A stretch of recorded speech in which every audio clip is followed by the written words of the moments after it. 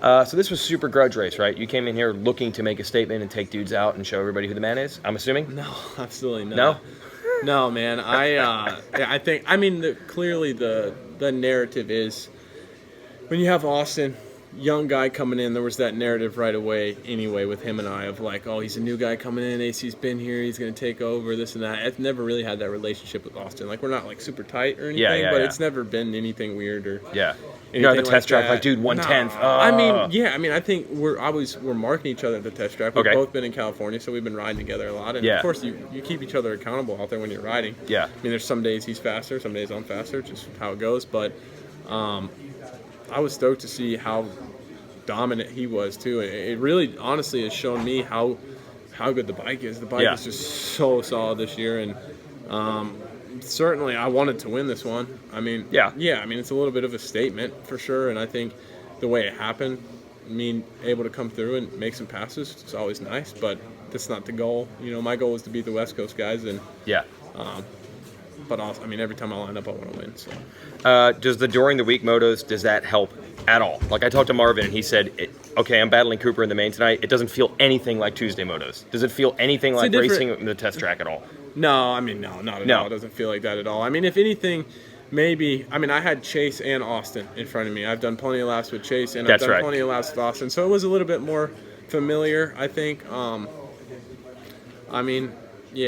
don't think it really plays. Like a tiny bit. It's a different mindset. You know, you can't bring the same intensity maybe somebody can, but I certainly can't bring the same exact intensity, to like a Tuesday or a Monday. That's a surefire way to just do something stupid. Okay. You gotta, I ride 90% during the week, 95%. I mean, it's good enough to make improvements and to keep sharp, but, there's maybe 2 laps a day where I'm like, leaving it all out there. You know what I mean? So you know the difference. Yeah. You know where that line is. Yeah, for sure. I know it's kind of tough to imagine. Well, hey, actually, it's a perfect transition. Because at the beginning of the year, you said you'd be a different guy, and then unfortunately, at Anaheim, when you weren't. But I have to say, this race had so many opportunities to mess something up, and you were actually the most calm, cool, collected of the group up front. I mean, they were good early, and you figured it out and got better as the race went on. No, they had me in the beginning, really. I was the third place guy there for a few laps. Yep. But yeah, I think it comes from my technique, for one. So I tell everybody I've been spending more time in California, and that was really just to have Nick Way, who I trust and believe in, a big part of my program. I want him at the track with me every day saying, no, this isn't good enough. Like, you need to tuck your toe in here, or do this there, because I've always been able, I feel like I can go as fast as anybody on any given day on any track. I've always had that confidence, and I feel like I have that ability, but it has to be repeatable, it has to be safe. Right. So that was, Nick comes to the track with me, 9 times out of 10, and he's there. And instead of just going and saying,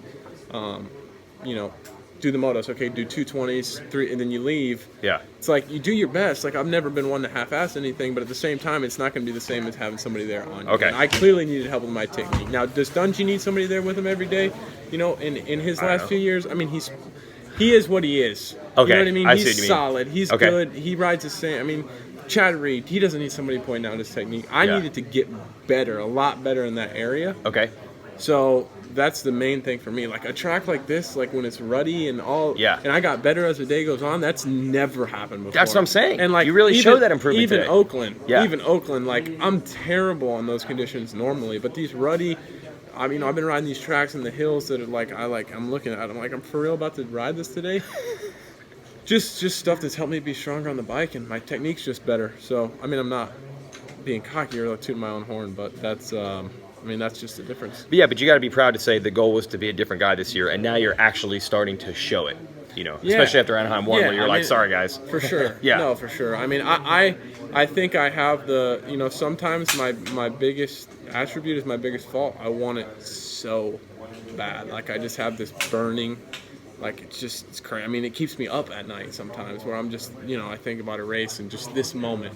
Yeah. And I just anything. I'm thinking about podium speeches, or like just stuff that runs through my head. It's just ingrained in me. I've done it obviously since I was 4 years. It's all I know. Yeah.